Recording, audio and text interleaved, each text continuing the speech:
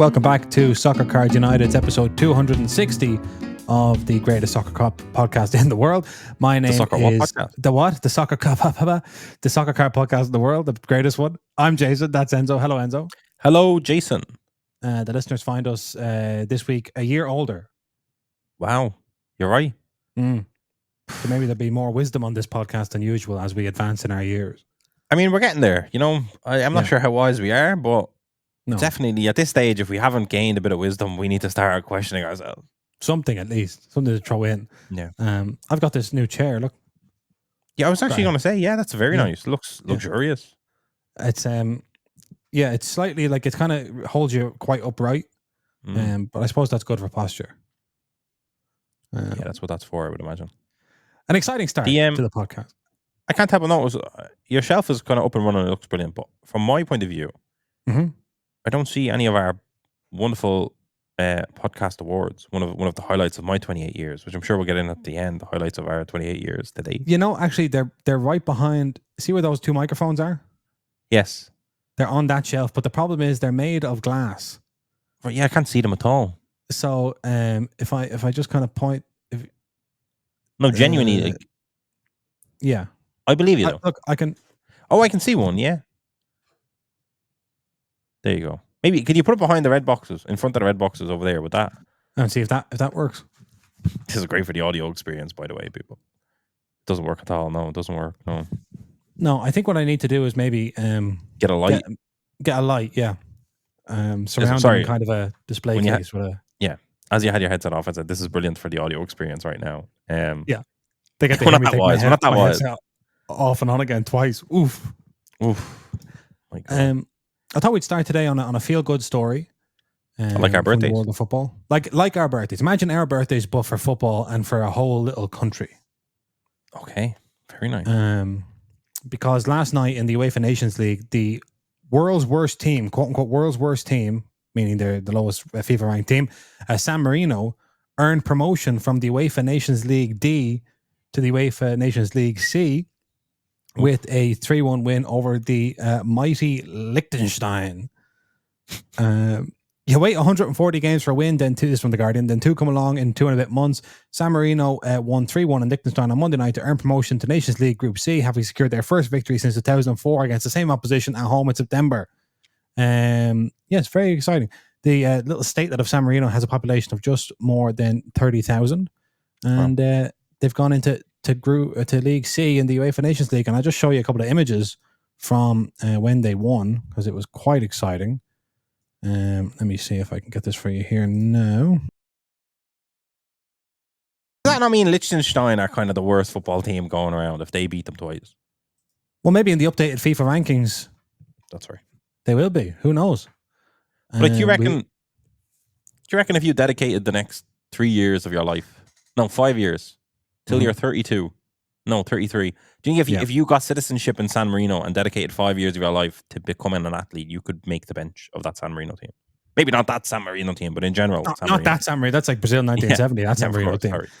No, I don't think I could. I think even the San Marino players are, would be the best player by a country mile on any Sunday League team or anything like that. Yeah, they're still, even though it's a small population, 30,000 odd. Yeah, there's still a lot of talent there. That's what I imagine most of these guys would have been at some point on the books of various Italian clubs and stuff like that. Yeah. So I did look and see if any San Marino player has a card or a sticker, and I don't think so. Wow, that'd have been a good one. Yeah, tried to get a bit of hobby trivia involved there, but unfortunately, it didn't work out. So what an opening to the podcast. What a first 5 minutes this has been. If this is what the next 28 years looks like, I'm happy. Right, look, let's move on to Hobby HQ and the return of a beloved hobby brand for the 24-25 season, and that brand is Donruss Soccer. Very nice. And we have a sell sheet here. There was a web page went live on GTS Distribution to show us this, and I've got you the old sell sheet here. Donruss Soccer is back. 175 card base set and 25 card rated rookie subset make up the foundation of the collection.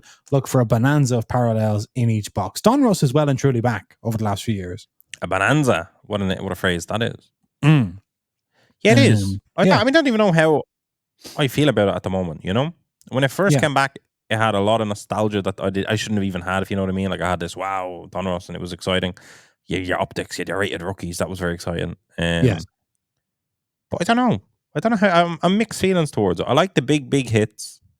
There's a lot of base open in that box. Like, you know, I don't know. I don't know how I feel about it. That's the truth of it. Like, these designs look very similar to Donrusses of the past. Yes, I agree. And it's hard when players have so many, you know, it's not like 2018-19 Donruss when these are players only rookies or like the rated. I feel like even the rated rookie has diminished a lot in importance within the hobby. Because you now have like kind of your chromes or your prisms, whereas for a while rated rookie might be the only thing you would have. Let's go down here and have a look at some of the inserts that are coming in. Right, Kaboom. We got to talk about it. Kaboom is back, and there are going to be gold Kabooms numbered to 10 and black Kabooms numbered to 1. Now, we saw it last time they tried this. They had just had the word Kaboom written twice. There's only one Kaboom on this Kaboom. Yeah, so we can all but confirm this is going to be a full bleed gold Kaboom and a full bleed. There's no way they can. There's no. They've got to. They definitely heard about this. No, yeah, but it's going to, like, if anything, they could have laid the foundation last year, just so as this year had the full bleed last year didn't. You know, that could have been a strategic idea, maybe. But with only one Kaboom, with only one Kaboom on the card, you can only imagine these gold Kabooms are going to be real gold Kabooms.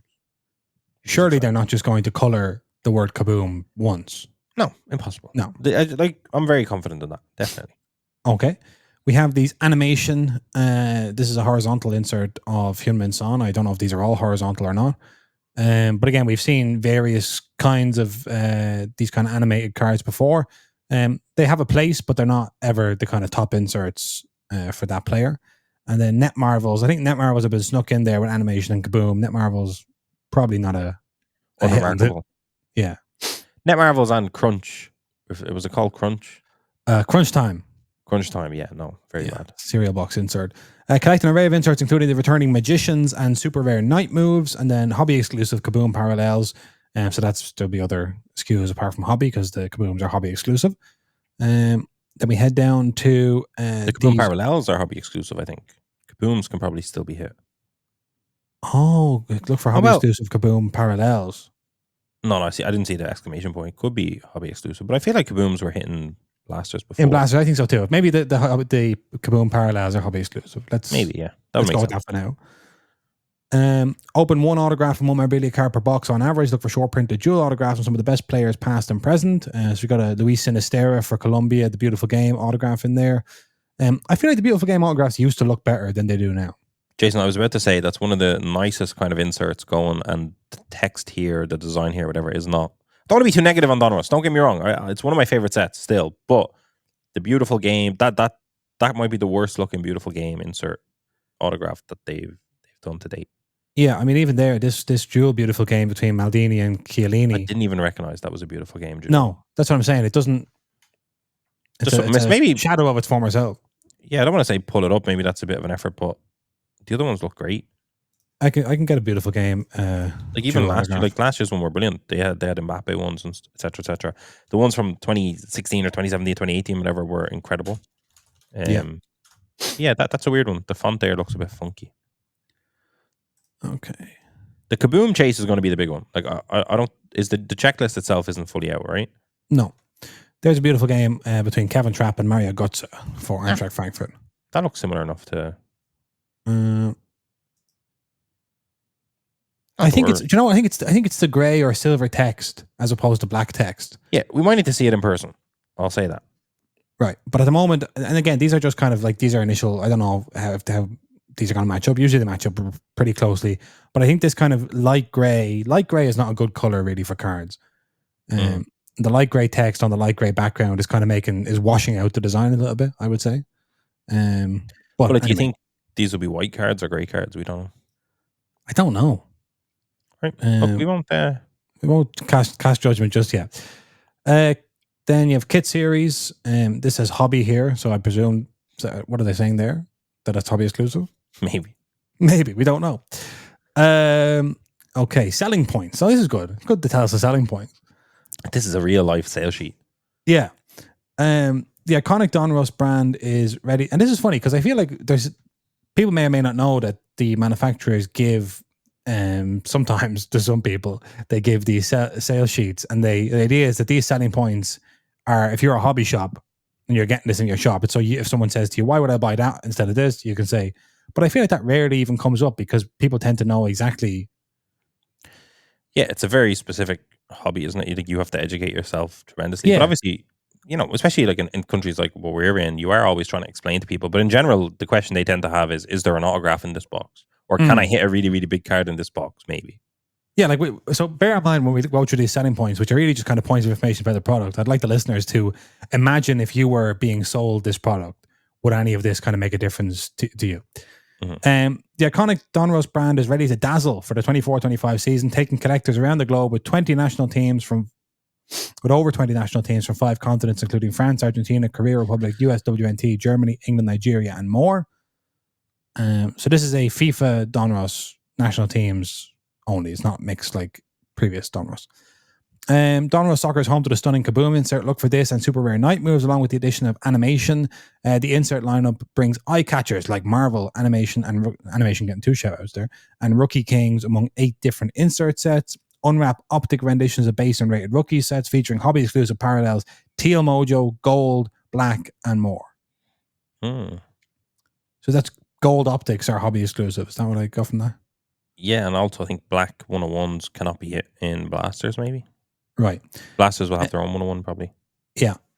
Collect 3 autograph inserts, signature series, beautiful game autographs, and beautiful game dual autographs, and 2 memorabilia inserts, kit kings and kit series. Find 1 autograph, 1 memorabilia card per box on average. The lineup of signers spans with time. Stars of today like Mbappe, who is Panini exclusive, people shouldn't forget. Antoine Griezmann, Declan Rice, and greats in the past like David Beckham, Andrea Pirlo, Luis Figo, Zinedine Zidane, and many more. So your classic 12 cards per pack, 12 packs per box, 360 cards in a box of Donruss. Yeah. It's a heavy box. It's a heavy box, yeah. Here are some parallel appendices. So the highest optic parallel is 29. Numbered optic parallel is 299. The highest Donruss parallel numbered is 199. Kaboom's numbered to 10 and 1. Net Marvel's numbered to 10 and to 1. And then beautiful game autographs 99, 49, 10 and 1. I mean, it's educational. I don't that's. It looks like it is what it was last year. We should have nicer Kaboom parallels. Yeah. Less rookies. Obviously, last year had 2 fantastic rookies in that specific product. Yes. With a Spanish team, Aluminium and Palmeiras Endrick. And it had 23, 24 had club teams as well. Yeah, Palmeiras Endrick, as I said. Come on. Sorry. It's fascinating. No, it's okay. Do you think that this has clarified for sure that there's no club teams? Like, I feel like they would have mentioned the club teams. Yeah, the highlights of it, like Man City are in it. This is in it. Yeah. So we're basically going to say, based on what we've seen there, this is national only. National only, yeah. Which is nice. People preferred, I think, FIFA Select when it was national only. It's definitely. I don't know. I suppose if it's national only, like you're splitting it up easier. It should be kind of a richer product with less kind of confusion. You know what I mean? Like you're not. And it could be reading short it there. print, It's pretty focused, and it seems relatively short print. That was my thing. Looking at the parallels and stuff, it's like this actually doesn't seem like a massive product. Yeah, they're not it's not mass produced, and you're going to have those gold chases. Which, like, to be honest, I honestly think, what are the gold Kabooms and black Kabooms that came out last year going to do to the price of these ones? Because, I've actually seen on, we'll get to that one later, but on the upcoming golden auction, I think someone has loads of black 101 Kabooms for sale. So people are probably scared, thinking, I don't want these, But on the flip side, it's like if you hit a black Kaboom, say, and you're kind of new to the hobby, and you want to go, how much is this worth in the new set? You might be looking at a comp of a black Kaboom 101, a Kaboom 101, should I say, and maybe sells for 4,000, and you're thinking, also about 4,000, but it's like, but they looked really bad. Like, it's a bit different. There was a whole, So what's that going to do to comps? Especially gold Kabooms. Like a gold Kaboom Messi from last year is not going to do what a gold Kaboom Messi for this year should do. But how do you not look at that comp? It's going to be interesting. Yep, I think that they've hung their hat here on whether or not the the Kabooms look good. If the Kabooms look good and it's an exciting chase, I think this will be eaten up. If they manage to not make the Kabooms look good, which again seems highly unlikely. But can we go to the Messi back on the sale sheet? If I could drag you back there. Yes, I can. Bring me back on a journey to the sale sheet. Like the Kabooms are such important inserts, I would say. Yeah. They're such a win for Panini. They're such a hobby chase. Then you must think that the image selection, design, etc., of the Kaboom is very important. It's one of the most sensitive things that you would do in the Panini product team. Design the Kabooms. I would say this: I like that Messi. I don't love that Messi. Like I like it from the point of view of he's in the Argentina kit, World Cup winners chest emblem thing. Yeah. You're seeing the full kit. You're seeing from kind of his feet almost all the way up. It's like it's a good image, but it's also captain's armband number 10. Captain's armband. Like there's a lot good. He looks a bit lost, like the ball is about to come to him or something. Yeah. That's the problem I have. It's kind of like the quote unquote action shots tend to just be he was just kind of making a small run and they got that. You know what I mean? Like it's like yes, there's a lot right with that for sure. But then on the flip side, it's like, why is it not a celebration or why is it not him kicking a ball like we've had maybe in the past? Well, when you think about what Kaboom is inspired by, it's inspired by the sound effects from comic books where like Batman is hitting somebody and as he hits the Riddler, it says thwack or it says, or whatever on the, a factory blows up. That's it. Superman comic and it goes kaboom. So the idea is that something dramatic is happening at the time. You wouldn't say kaboom or bang as, Iron Man is just flying around. Exactly. So I think that's it. I think it's a nice image standalone, but as a Kaboom, it's like, what is Kaboom here? Let's get back to basics with Kaboom. Let's figure out what are we trying to do with Kaboom and let's do it. I don't know. Like if they had Messi kicking a ball or taking a free kick, even if it was like back shot, you only see like the like his jersey, the back of his kit. Messi 10 and a wall. Maybe you can't have the wall. Whatever. I don't know. But yeah, I feel like I remember the Erling Haaland where he was like trying to do a header or something and it just looked terrible. Yeah, and that's my big criticism. Is the Mbappe one where he's like in midair? Is that one? I'm thinking of the right one. There's good one. I think 2018 had brilliant ones. I think there's Ronaldo maybe doing the C, or maybe not. There's Ronaldo maybe kicking a ball as well. There's Neymar definitely kicking a ball. I think there was like an era where they were all kicking a ball, and something happened apparently because there's a lot of horizontal kabooms, I believe.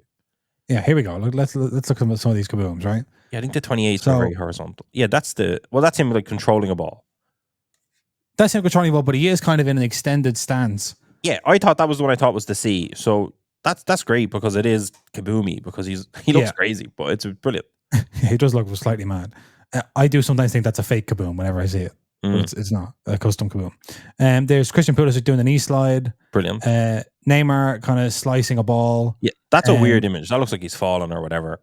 But this could also be like he's like getting to a ball and scoring just kind of as he falls. No, I know, but it looks a bit mental. Yeah, it does look slightly mental, yeah. But again, these are all 2018, so they were doing something in 2018 in those Kaboom packs. This again is kind of like a slight karate kick here from Messi. Yeah, it's not like it's more action, and I love the ball there. Like it's just a Nike ball. Like maybe that was the issue. Maybe they had to get rid of the ball because of they get the licensing on the yeah. Yeah, maybe. But the Kabooms need to be more actiony for sure. And like, are they allowed to use actual moments? That's the thing that kind of confuses me. Yes. Like, could they show Messi scoring against Mexico? Sorry to all our Mexican fans. Messi scoring against Mexico in the World Cup and have kind of the point of contact cartoonize it and say Kaboom. Yeah. That was a Kaboom goal, To show you just a bit of the development of what we're talking about here, here's Mbappe's first Kaboom. Yeah. Right? It's horizontal, which people don't love, I know, but he's in midair. He's like definitely an action shot. Definitely, yeah. Right. And the ball is there, Nike, a lot of Nike. Yeah. Then a couple of years later, in 21-22, road to Qatar, Donruss, you have this, which is him. Again, he's slightly worse. He's looking up, his head he's maybe about to do something or has just done something, but it's not really an action shot, but it's still okay. And then last year's is this, which is there's no ball. Last year's was really bad. He's doing nothing. Sorry Sorry to ASA Premier Sports Cars here who's tried to sell this on eBay. I'm not trying to, but, and roadie brakes. Yeah, roadie breakers. Yeah. So I think if you look at that, and you look at that, and then you look at that, there is sort of a degradation happening of the Kaboom. 100%. That's the big problem. Back in my day, the Kabooms were good. Yeah. Fascinating enough that 2018 was such a different time as well, and I think they came out with Kaboom packs. And you know what's interesting? They came out of Kaboom packs that I think were mixed sport. So it's like, did they care more because they were doing NBA and they were doing all the other stuff? Yes. But the 2018, it's kind of funny because they weren't fully, I mean, they were pack pull, but they weren't like from a set. So there is kind of an asterisk around them. Yet I think they're definitely my favorite ones, even though they're horizontal, which I don't love horizontal. So so we think let's get back to basics with Kaboom. Let's get back to common sense Kaboom. That's what I think. Yeah, but full bleed is going to be something else. I'm just going to have a look at. So I'm just typing into eBay here. Panini NBA Kaboom, because you'll notice a very, very simple, easy trend with the Kabooms, in NBA, and even one from 23-24, a couple from 23-24, because this could maybe just be a shortcut to a kind of rule of thumb. Okay. You'll notice here. Let me see. There's a ball. Yep. There's a ball. There's a ball. And there's a ball. Yeah. So it's an action shot when he has the ball. That's when you're doing something that is Kaboom worthy. But do you think the ball was the problem? Do you think there was a licensing issue with the ball? Because it's not always the same ball manufacturer. Like in the NBA, I assume the NBA and the ball are very connected. Whereas yeah. Especially if you're doing club teams. Yeah, if you're doing club teams and you're doing national teams and some of the Donruss, then the ball will be probably different manufacturers. Doesn't matter, does it not? I don't know. I couldn't say.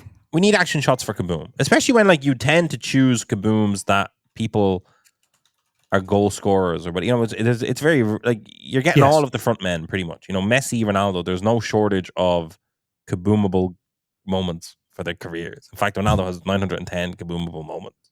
Some would say a lot of penalties, but that doesn't matter. Yeah, but you know what I mean? Yeah, it's confusing. It is confusing because the insert is golden. Why not create some of the greatest imagery of all time and add that to your golden insert? Yeah, I mean, you look at here, right? And I hate that. This wasn't supposed to be. I mean, they've actually done it. They've done a good job on Kaboom. They could change it to full color too, But by the way, the designs aren't even that good. But this is last year's Kaboom, Diego Maradona, and this is just a standard Kaboom. And again, Diego Maradona. When you think of Diego Maradona, when you watch clips of Diego Maradona, the whole idea is that he's a magician with the ball at his feet. Yeah, but that does look like the ball is at his feet, if you know what I mean. That doesn't look like a run. That looks like a dribble. This leads into your theory of maybe you can't clear the ball in terms of licensing because they've kind of artfully, tastefully made it look like a ball could be there, but isn't. But then it's like, here's one. The same way you're allowed to have Kaboom on your card, you're allowed to have a soccer ball on the card. We don't care if the ball is quote unquote unlicensed.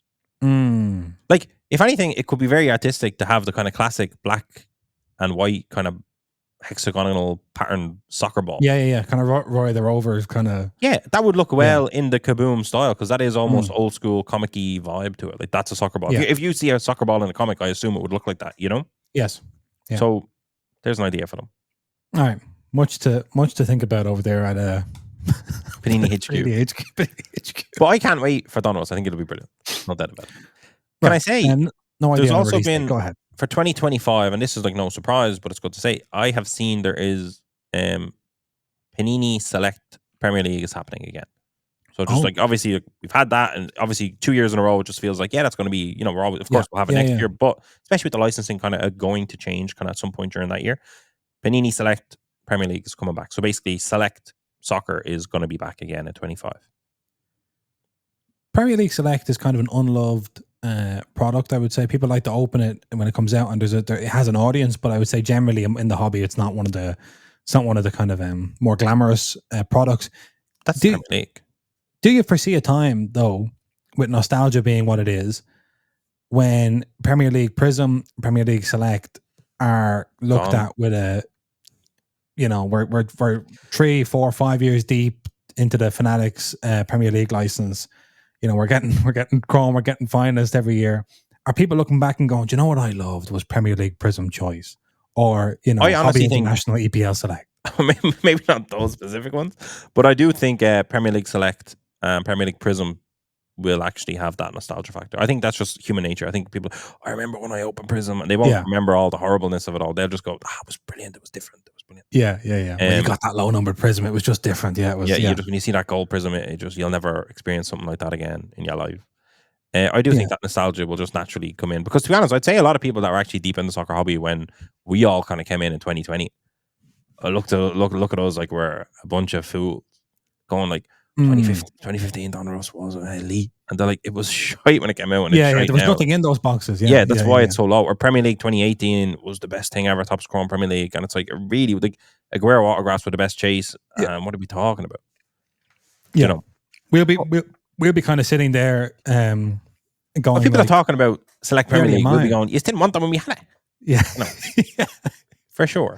Definitely. Yeah, I remember I couldn't pay people to take those boxes, and now these are all chasing it. It's €1,200 box. Oh my god, you can't open it. Premier League Prism 23, 24. People are doing one box breaks with 50 people in the slots. And yeah. People are kind of gathered around tables at the National. What are they doing? Oh, they're opening a box of Select. But if you think Select, like Premier League, for example, the one with the Garnacho and Julian Alvarez rookie year, could that actually have the nostalgia mixed in with, and there's a big rookie chase?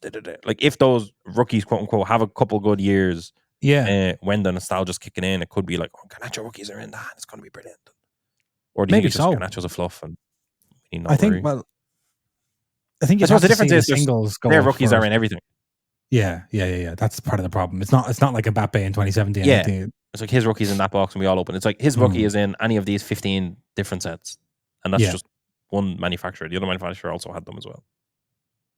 I don't know. I'd love to. I keep asking on the podcast if people, if there's whenever this comes up, if there is someone there who is a collector of Premier League Prism, or who is a fan of Premier League Prism or Premier League Select, do write in, because I feel like there must be people out there. No, Jason, wait until the license swaps. There will be an absolute, flood of fans talking about how they were big Premier League Select guys, and they can't believe Select is gone. And like they're all going to show up once it's gone, definitely. Yeah. Premier League Select. I was waiting on it this year, and I couldn't wait. Oh, now I don't get it anymore. My black Select. Yeah. Listen, we'll see. Time digresses, Jason. These things, these things unfold. Yeah, look, I'm wise now. What I've learned over my many years on this earth is that nostalgia is a big thing. Like, I think the nostalgia factor of those who are in the hobby in 2020, 2021, the younger generation that witnessed it. Yeah. When they become quote unquote earners and people with money, they're going to be flooding back to Jude class, and they're going to be like, that's going to have a moment like we couldn't believe when it's nostalgia. Because there was a lot of people that experienced the hobby on the sidelines because they didn't have money. They weren't, working. They were kids. They weren't swimming with the sharks at that stage. No. But when they start swimming with the sharks, they're going to go back to those, and they will be part of the crowd that go Premier League Select. I remember Castro opening that, or I remember this happening, or yeah. And now I can finally get my hands on cases of it, and that's going to happen. That's like that's the laws of nostalgia, Jason. Okay, watch this space. Let's head over to PSA card, PSA grading land, and take a look at this announcement from Nat Turner, who is the CEO over there of PSA, I think still. I say, when is he going to announce the European location? Why did that just get mentioned and get swept under the rug? Got scared off by MGC, I think. That's Dublin's taken. They stepped on them. Yeah. Ireland is full of grading companies. Okay. Nat Turner says, a small but mighty improvement was released today at the PSA Card Online Submission Center. Starting today, this is from November 15th.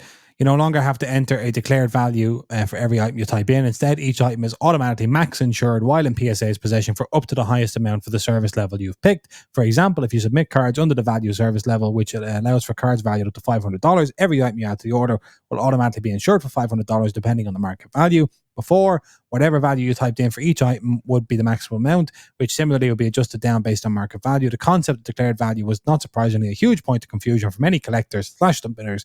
So getting rid of it altogether was the goal and has been implemented. Now, Enzo, tell us what this means. Yeah, it's genuinely brilliant. There's some quote-unquote negatives to it. I won't personally experience any of those negatives, but I'll try touching them because I did see some people talking about it. But when I very first tried to start doing a PSA submission, that was the thing that made me close the PSA website. Because it was just confusing. Like it's a weird thing. You go on, you choose your service level. That all makes sense. You type in what your card is. They have an amazing kind of auto populate thing there. That's incredible. So most cases your card is already accounted for. So that's easy. And then it goes like, what's the value? And you're kind of like, duh. You're kind of like, well. And the most confusing part is as well, they want you to put the value of it post grade, which is bizarre. Like that was always, people always were like, well, what do I? Yeah, that was. Am I saying what it's worth now or? Shit. So I don't know what grade it's going to get. Yeah, it's like you'd always obviously, it was just confusing, right? It was confusing. So anytime I've ever submitted to PSA, especially doing like bulk submissions where 500 is the max, I almost always just put the value. I mean, I do 500 or lower, but in general, I would pretty much slap 500 on it. Like it was kind of like that was my way of just skipping over. Like it's max value. I don't really care because some people are saying like when it's being shipped back to you for insurance purposes, if you maxed valued everything, it's going to cause it to be more expensive than it should be, right? Right. Well, like I haven't found that to be the case. I've never really had an issue with that because I don't know. I don't know what way. To be honest, I'm a bit confused on the insurance side of things. That's the next thing to get confused about. But like, yeah, I kind of feel like I do max values, and the price to ship it to me and ship it out is always perfectly fine. So it's not really a stifler. But yeah, no, that was something that would confuse the hell out of people because like, you know how many times people message you going, "What's the value of this? Well, what's this value?" People don't know how to check values of basic cards, so let alone predicting the grade of it. Everyone thinks their stuff's going to get a 10. How do you do that? Then people are like, if a 10 is $500, but I think this might get a 9, do I say 300? At which point am I grading myself? Am I encouraging them not like? Yeah, exactly. And the graders see what the declared value was. Am I saying like, this is not really a 10? Like, do you know what I mean? So yeah. I think it's just a positive. Maybe the insurance thing could be a problem for some people. Maybe if you submit like a load of cards that are actually worth about $100 and now they're being all maxed out at 500. And then that causes you to have to pay more, and your cards are only worth $100. Is that a problem? But I don't think it is really. Yeah, I think it's really good. I think it just removes one of the barriers. As I said, if you go through the kind of flow of me as a customer to submit cards, that value thing is the thing that would make me close the window and just go, I'm just going to send this to someone. Like this is confusing. Yeah. I'm going to send this to Soccer United, and that's right. We'll do it. Get them to do it. The other, I mean, this is a very good thing, but for people who kind of use PSA all the time, a lot of the comments that I saw were like, okay, now what about the upcharge kind of thing? Because the second aspect of this is and the declared value and the whatever is that PSA, I believe, is the only grading company that will upcharge you based on the grade. This declared value is not changing anything around that. No, but that's my least favorite thing about PSA because once upon a time we graded a Hamilton card that it was valued at like 25 or 30,000. And we got upcharged $2,000. And by the time because like thing is like we weren't trying to sell the card. So like by the time we actually wanted to sell it, the card itself went from 25,000 down to 2,000. So it's like my grading cost, like that's ridiculous. Why do you get this? Like it's weird, especially in a world where it's like collectors. It's like, why are you upcharging me based on the sellable value if I'm not planning to sell? Do you know what I mean? Yeah. So why should I grade? So I've kind of I have moved off grading a little bit in terms of my personal collection. I'm like, if it's not like if I don't plan to sell it immediately, I'm not grading it. Do you know what I mean? Like if I not like, there's some cards I'll grade. Okay, if I'm not planning to sell immediately and it's a hot card like that, because of that kind of experience, I'm not grading it unless I'm selling it, right? But then there's obviously cards that I will grade that I actually want to just protect the condition or whatever, like our gold, World Cup prisms, etc. I might get them slabbed up. And then put them to the side because I also knew there was no upcharge on them because they don't necessarily treat them that way. But, okay. Right. So that's a kind of a getting rid of the upcharge will be the ultimate thing. Because I suppose the logic upcharge is always like, as far as I'm concerned, has been there. Like I don't really, I'm sure there are people who can say like, I remember when you used to be able to send in, there was no upcharge or whatever. The idea is the idea of the upcharge that they're essentially taking a cut of their added value to you. Yeah. They're saying you've gotten this too. If we grade this a 10, you've gotten away with a fast one here, and we want some of the money. Kind of, yeah. But it's like if I'm not, but it's kind of horrible. But at the same time, like I would say, implementing something like that has prevented a lot of people from, going to BGS and getting a 9.5 of a very iconic card and then swapping it. So it's like it's reduced their need to always be grading these super expensive cards. Do you know what I mean? Like, imagine like It would even unincentivize people to maybe try grade fake cards and stuff like that because it's like, or at least some people. Like it's kind of like if you got upcharged, you probably couldn't even afford it. You kind of there is. I suppose it does. It does kind of. It's a natural filter. It's a barrier to say, don't just throw in your cards at us. Like if this is if you think this is worth grading, then you think it's worth paying for grading. Yeah, I suppose it's a way to add value to the idea of grading that might not necessarily be there otherwise. Yeah, I just think you maybe don't get rid of it, but I do think there should be some form of criteria where it kicks in. Like the Hamilton thing was a perfect example as to how bad it can be. Yeah. So that's weird. But the idea that you would hit a card that, say you're chasing a particular card for your personal collection. You're a big Robert Lewandowski collector and you're looking for the Lewandowski super factor from a particular product, say, and you pull it and it's for your personal collection. In your excitement, you might want, and again, people can say, well, that wouldn't apply to upcharge, whatever. You want to grade it because you're like, this is my grail card. I've always wanted a Merlin Chrome super factor, Robert Lewandowski, whatever.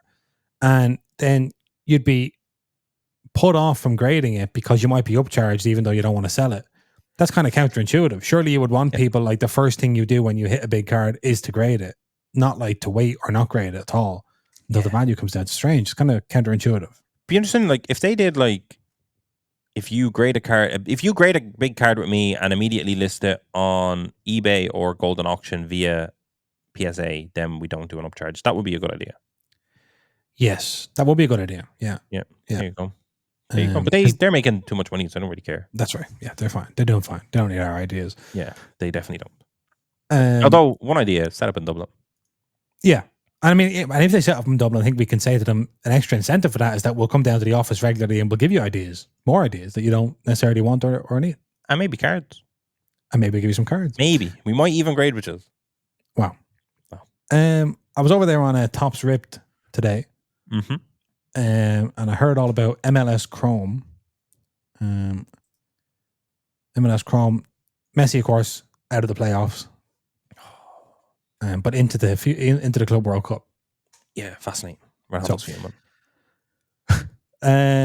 So this is December 4th, apparently, and we're getting a release of MLS Chrome, 12 boxes per hobby case, 20 packs per hobby box, 4 cards per hobby pack. Then there's also blasters, 200 card base set, all for one insert.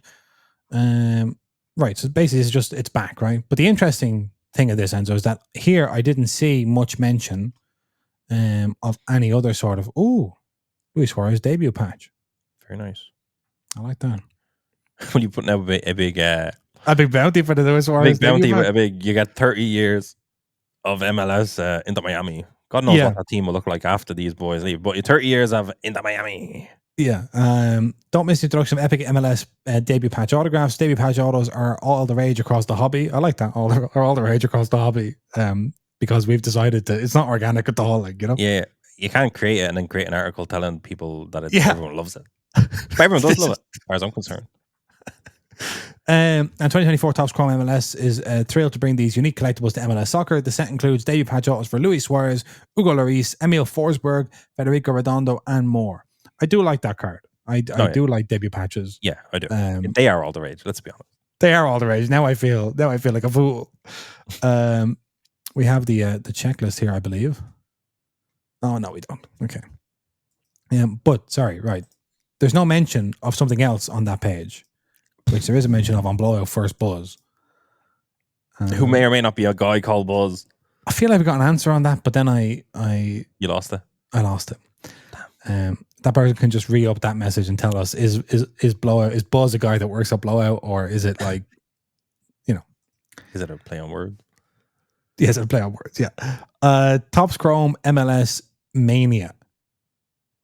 So this is something else. MLS fans get a second, higher end option when Chrome arrives next month. With this one packing multiple autos and then a pack of inserts to go with it. A delight, not Breaker's Delight, just delight type of box but one with different autos, different auto finds that are all exclusive to this format. Keep reading for more and a full gallery. There's a Trailblazers autograph there, which is confusing because that's a basketball team. I thought it was I was thinking of the Portland Trailblazers. I think it's the Portland Timbers in the MLS. I was slightly confused. South Beach superstar Leo Messi. So look, there's a second or a third SKU of MLS Chrome, which is like a delight, and I noticed they didn't use the word breaker in there. And you've noticed something around this. The term breaker is not there. I'm sure breakers will be the ones with this in their hands. Yeah. I'm in favor of them removing breakers delight. I can't believe that they had to throw the word delight in this and like quotated delight. It was very funny. That's crazy, isn't it? That's again, we don't know. Did Buzz do that? No, that must have been Buzz. Yeah, that's buzzworthy. Buzz is saying that's funny. A delight option. That's brilliant. Yeah. So I'm cool with them having the breakers delight SKU, and I'm cool with them changing the name of the breakers delight SKU. I do think there's a lot of confusion going on because this is MLS members only, basically. Yes. And I think that they've correctly taken on the feedback of don't call this breakers delight, that's stupid. But they have incorrectly just start calling each one random shit. Yeah. Because it's are you going to look forward to 2024 or 2025 MLS Mania? Like, I think they'll change the name again. Do you know what I mean? It's like, so what does this set become? What does members only mean? Like, does it continue? Does it not? Does every set have its own breakers delight name? And why? You know, it's like, why have flagship? Why have Chrome? And then suddenly have this weird third thing that it's always different names. It's just harder to understand. Yeah. But whatever. I hope the MLS debut patches are only found in Hobby. I don't know if we've seen that anywhere, but I'm hoping that these aren't just full of all the debut patches. Because that could happen. That wouldn't be surprising. Yeah. This is basically for people that are kind of drifting in, drifting out. This is essentially MLS members only. I don't think they're. I hope. Yeah. If the debut patches are Hobby exclusive, that will be a big win, I think, for the old team over there. The basics, as Buzz would have us know, is the pack will include 3 refractors, 3 serial numbered parallels, 4 memory makers inserts, and 2 South Beach Superstars insert cards. The base set is the same as standard Chrome, 200 cards, with 25 of those being pitch prodigies and 10 being MLS flashbacks, but only parallels will be found here.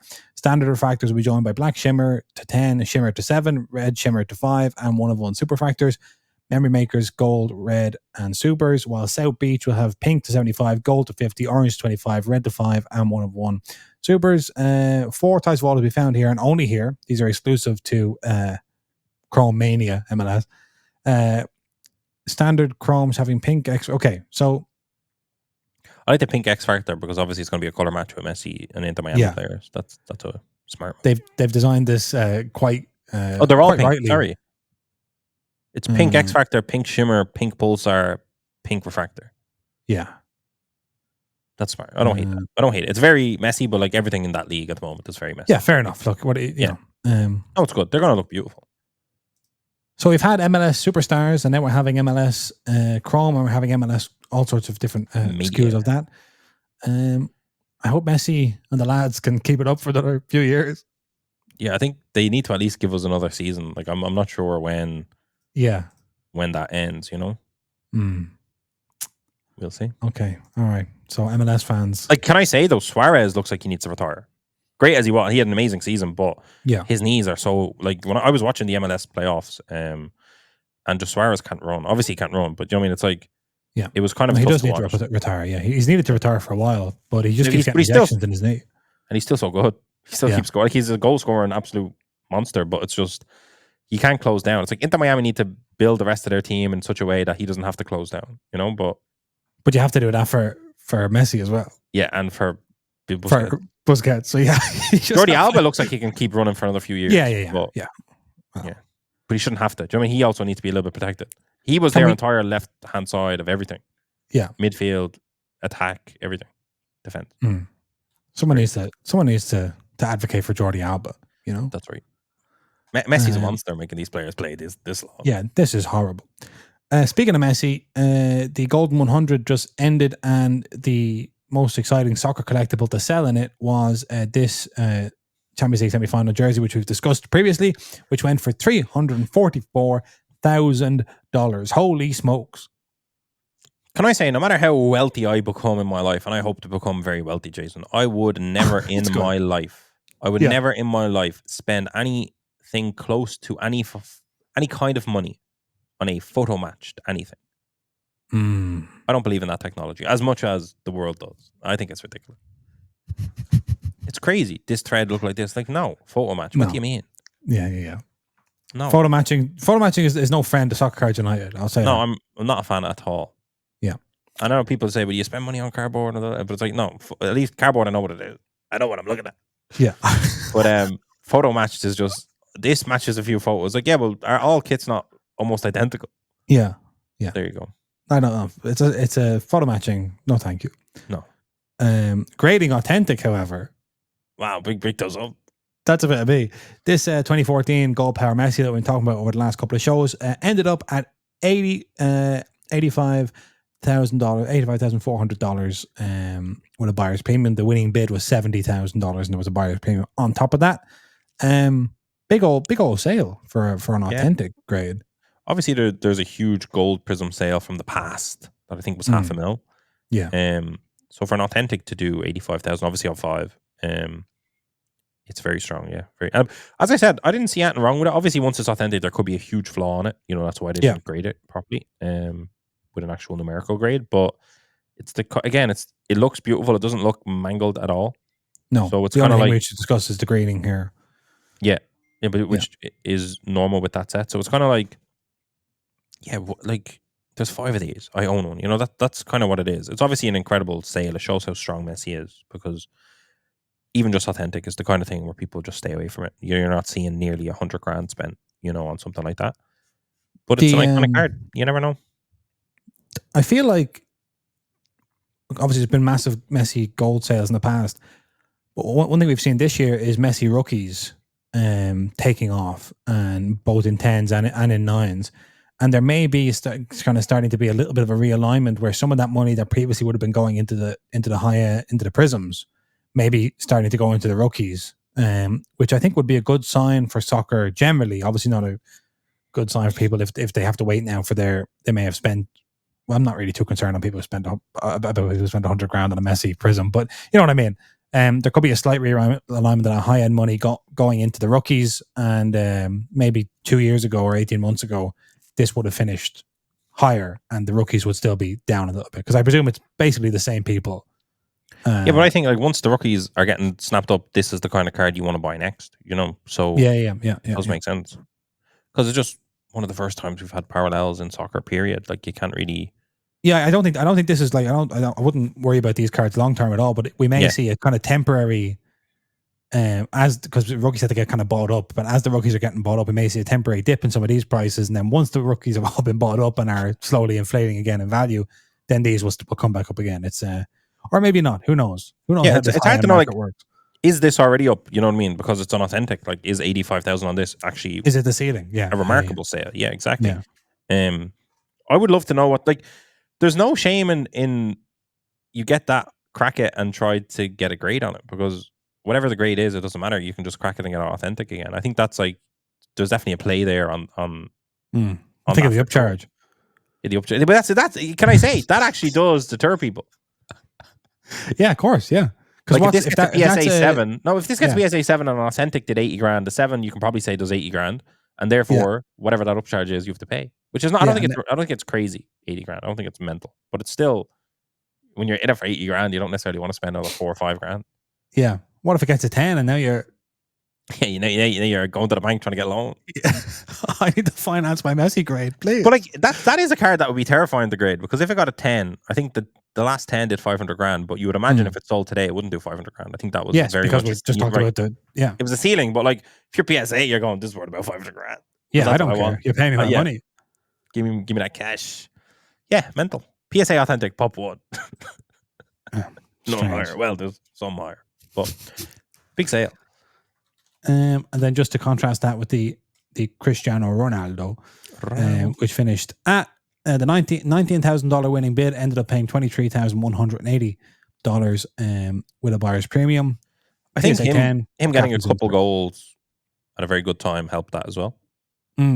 You know, there was a bit of Ronaldo kind of hype last weekend as well. How does this? Obviously, we have a couple of cards, certainly not Messi's or Ronaldo's, but of this parallel of this set. Based on these sales, where are you on your own 2014 Gold Powers? Yeah, so we literally have the Cup Captains Iker Casillas that also got a PSA 10.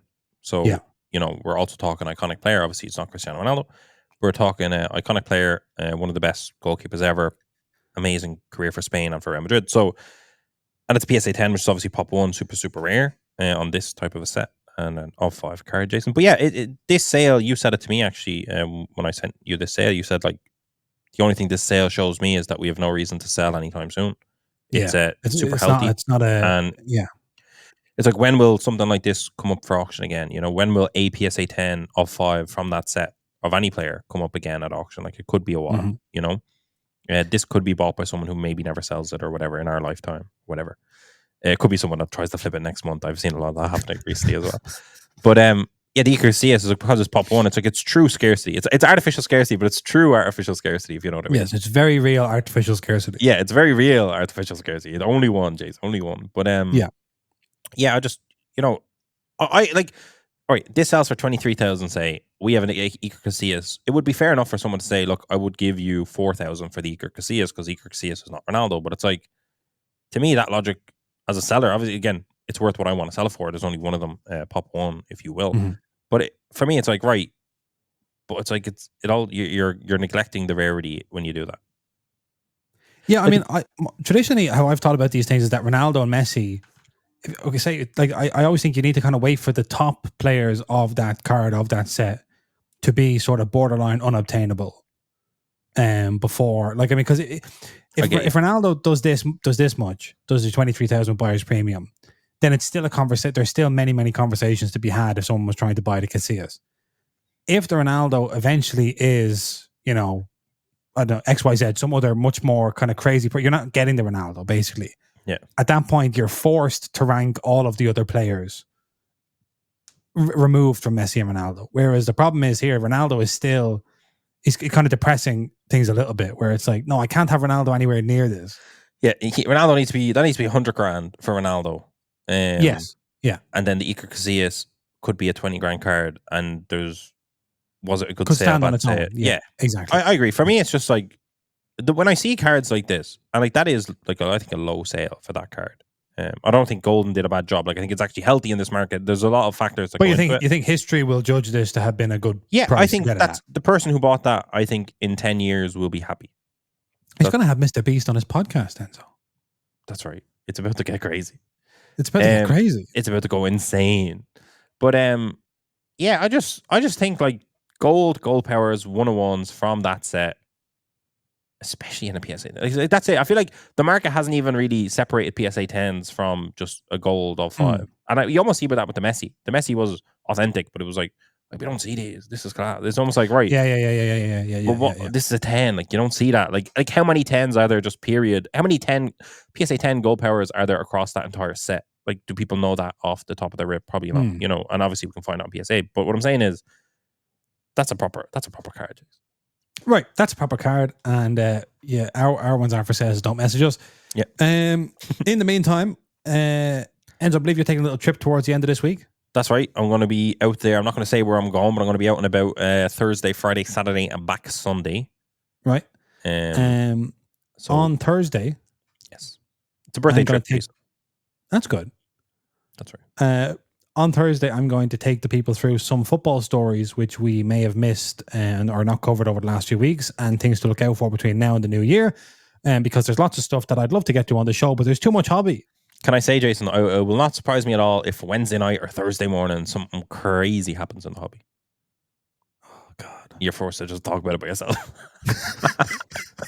What is my opinion? Like, all right, welcome to the podcast. What is my opinion on this? Crazy. Yeah. I wonder what I can Enzo phone would in. think. If you need me to phone in, I can phone in. If it's crazy, something crazy happens. It'd be great to get. I mean, that would be even if like you were somewhere quiet, if you could go to like a busy train station or something, just so that it seemed like I'm on the go, and it's just like, this is so important. I have to take this call. You kind of balancing your laptop on your knee and phoning in here would be just, you know, we'll look into it. Okay, we'll look into staging something like that. All right. Hope everyone has a great week. Congratulations to any listeners from San Marino. That's right. And commiserations to everyone in Liechtenstein. And right, we're back on Thursday in some form or other. See you, Enzo. See you, Jason.